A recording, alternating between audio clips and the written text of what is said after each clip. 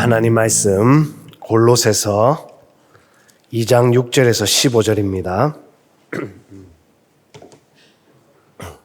신약 325페이지.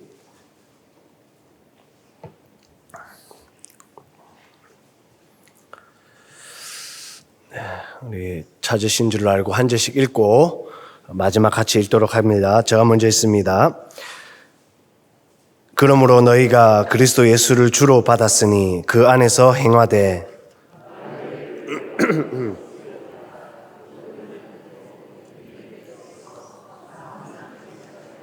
누가 철학과 헛된 속임수로 너희를 사로잡을까 주의하라. 이것은 사람의 전통과 세상의 초등학문을 따름이요 그리스도를 따름이 아니니라.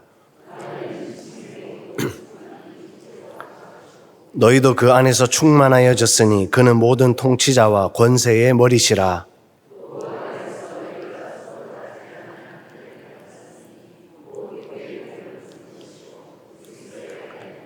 너희가 세례로 그리스도와 함께 장사되고 또 죽은 자들 가운데서 그를 일으키신 하나님의 역사를 믿음으로 말미암아 그 안에서 함께 일으키심을 받았느니라.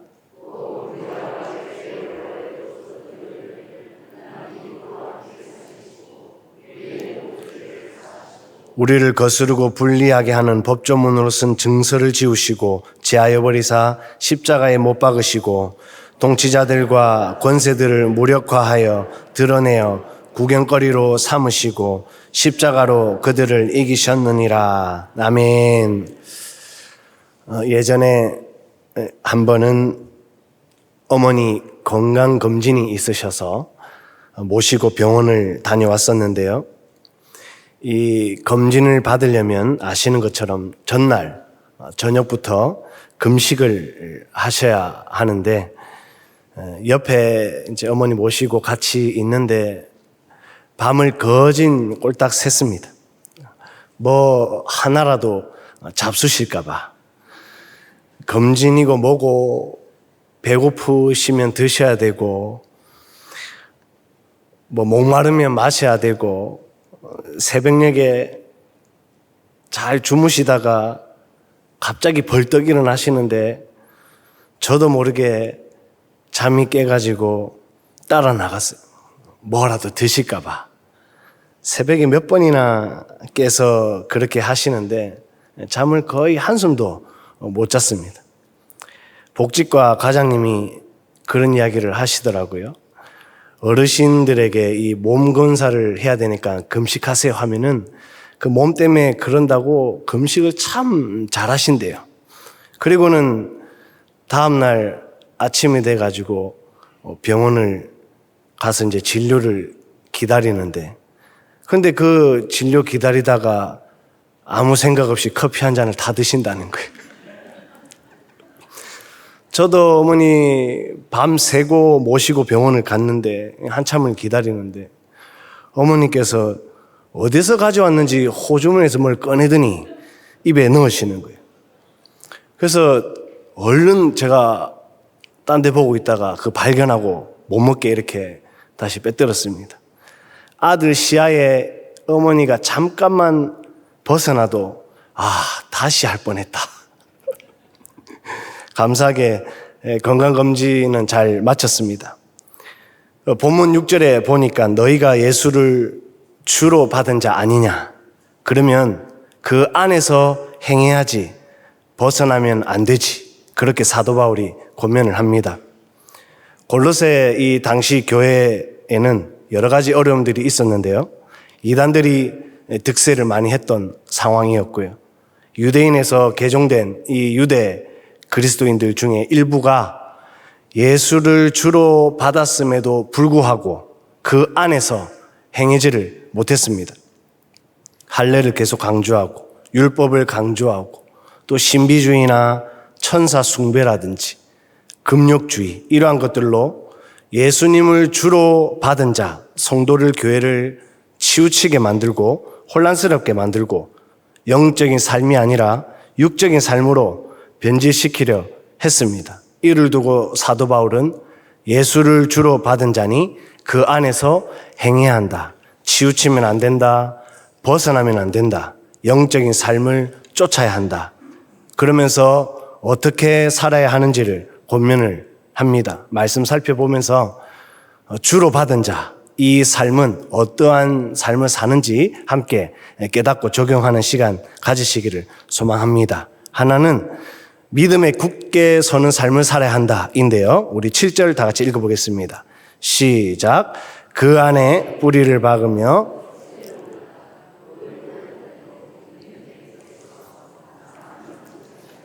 주로 받은 자의 삶은 믿음에 굳게 서는 삶을 살아야 한다. 감사가 넘치는 삶을 사는 자다라는 겁니다. 사도 바울은 골로새 교회 성도들이 어려움에 처해 있는 소식을 듣게 되는데요. 앞서 말씀처럼 이 이단들이 득세하면서 예수를 주로 받은 자, 성도를, 교회를 혼란스럽게 만들었습니다. 그 안에서 행하지 못하도록, 영적인 삶을 살지 못하도록 말씀을 놓치게 하고, 말씀을 잃어버리게 하고, 말씀을 가까이 하지 못하게 하고, 그게 전부가 아니다. 그게 다가 아니다. 살아보니까, 경험해보니까 그게 아니더라. 필요는 한데 그게 다는 아니더라. 그러면서 예수님이 주가 되신다라는 이 감사를 잃어버리게 만들었다라는 것입니다. 혹자가 말합니다. 감사하지 않는 자는 불신자의 특성이다. 불신자는 감사가 없다라는 건데요. 내가 잘한 거고, 내가 일구온 거고, 내가 내 주인인 거고. 그러나 예수를 주로 받은 자는 한 치 앞도 하나님이 함께 하시지 않으시면 그게 저주이고 원망이고 고통이기에 그 안에서 행하려 한다. 벗어나지 않으려 한다. 감사하려 한다. 영적인 삶을 쫓고 말씀 붙잡고 기도 가운데 예배 가운데 믿음이 굳게 서는 삶, 감사가 넘치는 삶을 살아내려 한다라는 것입니다. 저와 성도님, 예수를 주로 받은 자이기에 벗어나지 않아야 하는 줄로 믿습니다. 어떠한 상황에서도 믿음이 굳게 서는 삶, 감사가 넘치는 삶. 그래서 7절에 넘치게 하라. 이것은 풍성하다, 증가하다, 남다 이런 의미가 있는 것처럼 감사가 계속 나와서 차고 넘쳐서 남음이 있는 이단성과 같은 사람이 비록 흔들어도 이단성과 같은 환경이 처해와도 감사가 넘치는 신앙, 더 나아가서 그 안에서 행화돼 영적인 것을 쫓는다. 이 뜻으로 말씀을 쫓고 예배를 사수하고 기도가 멈추지 않는 이런 신앙이 되어야 한다라는 것입니다. 데살로니가 전서 5장 18절인데요. 범사에 감사하라. 이것이 그리스도 예수 안에서 너희를 향하신 하나님의 뜻이니라. 예수를 주로 받은 자는 주 안에서 행하려는 삶, 믿음이 굳게 서는 그런 감사의 신앙을 산다. 하나님 뜻이기에 그럼에도 불구하고 감사가 넘치는 삶을 살아내려 한다. 이렇게 고면을 합니다. 축구 선수 시절에 제일 힘들었던 것을 꼽자 하면 이 동계 훈련인데요. 동계 훈련을 잘 해야 한 해 농사도 잘 짓는다고 동계 훈련이 가장 중요하면서도 가장 힘들었던 그런 시간들이었습니다. 운동량도 많고요. 휴식은 적고 몸은 지치죠. 목표는 있죠. 그러니까 그냥 악착같이 하는 거예요. 그러다 보니까 이 동계 훈련 때만 되면 신앙의 갈등이 참 많이 생깁니다. 너무 힘들다 보니까 예배 한번 쉬자. 하나님도 다 아실 거야. 근데 이렇게까지 하는 건 좋은데 이상하게 전에 나오던 감사가 안 나오는 거예요. 대학교 때 학교가 저 산 높이에 있었는데 그 산 높이에서도 오르막길 높아도 한 번도 불평한 적이 없는데 먼 학교가 이리 높아. 예배하기 더 싫어지네. 어느 날은 하나님께서 후배를 통해 이 깨닫게 하시고 회개하게 하시는데요. 후배가 옆에서 찬양을 부르고 있었는데 감사하라 내 영혼아, 감사하라 내 영혼아. 내 속에 있는 것들아 다 감사라. 제가 웃기고 있네 이랬어요. 그런데 하나님이 책망하시는 거. 이 후배는, 이 친구는 경기도 못 나가는 친구예요. 후배니까 더 힘든 거예요. 운동도 똑같이 합니다. 그런데 똑같이 힘든데 저는 감사도 안 나오고 오히려 감사란 내용이나 찬양하는 후배를 웃기고 있네. 감사를 잃어버리니까 나로 끝나지 않고 후배까지 몰아붙이는구나. 참 못났다. 그렇게 회개의 시간을 가지기도 했었습니다. 주로 받은 자의 삶은 믿음에 굳게 서는 삶을 살아야 합니다. 감사가 넘치는 자입니다. 또 하나는 충만한 삶을 살아야 한다인데요. 우리 10절 읽어보겠습니다. 시작. 너희도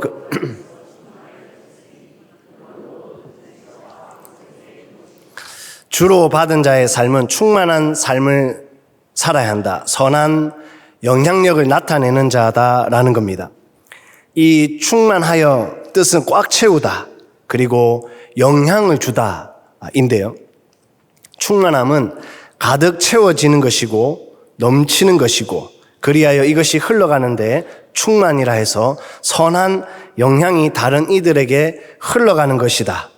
나타내는 것이다 라는 겁니다. 저와 성도님 예수를 주로 받은 자이기에 충만한 삶 살아야 하는 줄로 믿습니다. 청소년부 이번 여름 수련의 주제가 승리인데요. 성도님들의 많은 후원과 관심과 기도에 참 감사드리고 놀랐어요.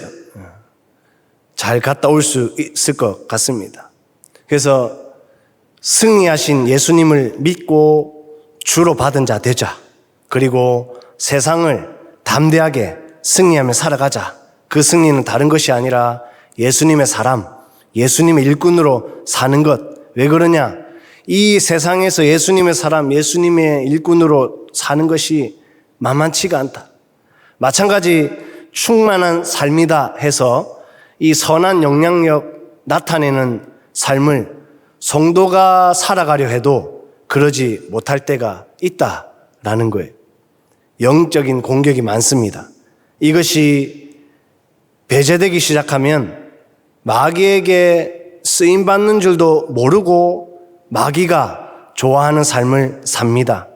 골로새 이 당시처럼 8절에도 나오듯이 이단들의 공격에 율법주의에 천사숭배에 금욕주의까지 신앙인이면 이걸 믿어야지.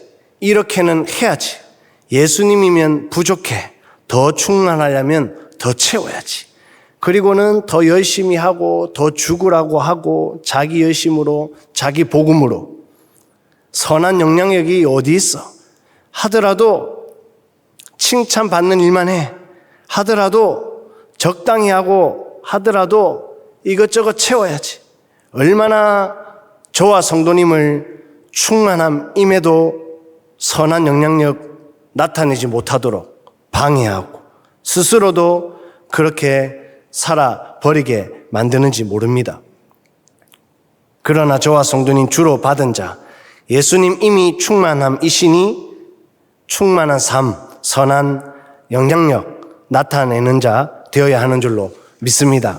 사도행전 13장 52절인데요. 제자들은 기쁨과 성령이 충만하니라. 이 충만하니라 같은 단어인데요. 사도 바울과 바나바가 복음을 전하는 가운데 유대인들의 박해로 복음 전하는 지역에서 쫓겨납니다. 그러한 가운데의 제자들은 기쁨과 성령이 충만했다. 꽉 채웠다. 선한 영향력이 나타났다. 박해의 상황인데도 흘러갔다. 이렇게 말씀을 합니다. 한번 말씀 드린 것 같은데 대학교 4학년 때 연초에 학교 축구 운동장에서 총장님 모시고 고사 지냈는데 돼지 대가리에 다 절하라는 거예요. 33명 중에 20명 이상이 예수 믿는다고 절을 안 하니까 이제 난리가 났죠. 그때부터 얼마나 핍박을 하는지 주일 일부러 운동 스케줄 잡아서 교회 못 가게 하고 외출 금지시켜서 교회 못 가게 하고 예수 안 믿는 동기 후배들은 또 우리 때문에 피해본다고 더 괴롭히고 욕하고, 우리는 우리대로 힘들어서 미안하기도 하고 참 많이 힘든 시간이었습니다. 그런데 그때 더 똘똘 뭉쳤더라고. 야, 새벽기도 가자. 안 되면 새벽기도라도 가야지.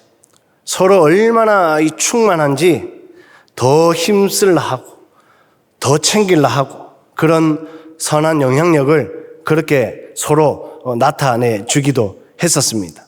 주로 받은 자의 삶은 충만한 삶을 살아야 합니다. 선한 영향력 나타내는 자입니다. 마지막 하나는 승리의 삶을 살아야 한다인데요. 우리 15절 읽어보겠습니다. 시작. 동치자들과 구경거리로 삼으시고 십자가로 그들을 이기셨느니라. 주로 받은 자의 삶은 승리의 삶을 살아야 한다. 악의 영들과 싸워 이기는 자다라는 겁니다. 15절 각 다른 성경 번역본을 보면 이 그들을, 마귀를 뜻하고요, 그리스도의 개선 행진에 내세우셔서 구경거리로 삼으신다, 세력의 천사들을 사로잡아 구경거리로 삼는다, 사탄의 권세를 짓밟아 십자가로 승리한다 해서 사도 바울은 악의 영들과의 싸움에서 이기는 것, 이런 승리의 표현을 했습니다. 당시 로마 군대가 전쟁에서 승리하고 포로를 끌고 돌아오면서 이 개선 행진하는 것에 비유를 했습니다. 이미 승리했으니 승리의 삶을 살라. 13절 우리를 살리셨으니 새로운 자로 살라. 14절 법조문 율법 예수님 십자가에 못 박았으니 죄책감 율법의 정죄에서 자유하라. 용서받은 자로서의 자유자로 살라. 15절 이미 승리하신 예수님 믿고 계속해서 이기는 삶을 살라. 이렇게 권면을 합니다. 혹자가 말합니다. 그리스도는 십자가에서 사탄에게 승리를 거두셨다. 하나님의 구속 계획을 좌절시키려는 사탄들의 노력이 이 십자가에서 궁극적으로 무산되었다. 아니, 우리가 살다 보면 늘 좋을 수만 있겠습니까? 어려움도 찾아오기도 하고요. 때로는 무기력도 찾아오고요. 이 더운 날씨에 내가 지금 뭐 하고 있나? 옛날과 다르게 요즘은 정신적인 그 마음의 질병을 가지고 있는 사람이 참 많이 생겼잖아요. 저도 성도님도 맞닥뜨리는 이 21세기 시대가 삶의 질은 뭐 좋아졌다, 좋아진다라고는 하지만 너무너무 급변하게 바뀌고 그러다 보니까 적응하는 것도 쉽지가 않고 감도 안 잡히고. 보세요. 코로나 바이러스 한 번에 전 세계가 들썩거렸잖아요. 다들 갈 바를 알지 못하고 발만 동동 굴렀잖아요. 누구는 하나님께서 알곡과 가라지 잠깐 테스트하는 거다. 시작도 안 했다. 여러 가지 이야기 등등 저 이야기, 그 가운데서도 그럼에도 하루하루 살아가는 저와 성도님의 삶에서는 이 마귀가, 악의 영들이 얼마나 득달같이 달려드는지, 이에 바울은 그 시대 때나 지금 저와 미랑 성결 교회에게나 동일하게 악의 영들과 싸워야 되고 승리의 삶을 살라. 저와 성도님 승리의 삶, 악의 영들과 싸워 이기는 삶을 살아야 하는 줄로 믿습니다. 요한복음 16장 33절인데요. 세상에서는 너희가 환난을 당하나 담대하라. 내가 세상을 이겼노라. 예수님께서 날이 가면 갈수록 더욱 담대하라. 내가 세상을 이겼으니 승리의 삶을 살라 말씀을 합니다.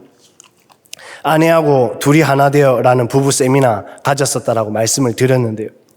부부가 하나됨을 통한 하나님의 뜻이 도대체 뭔가?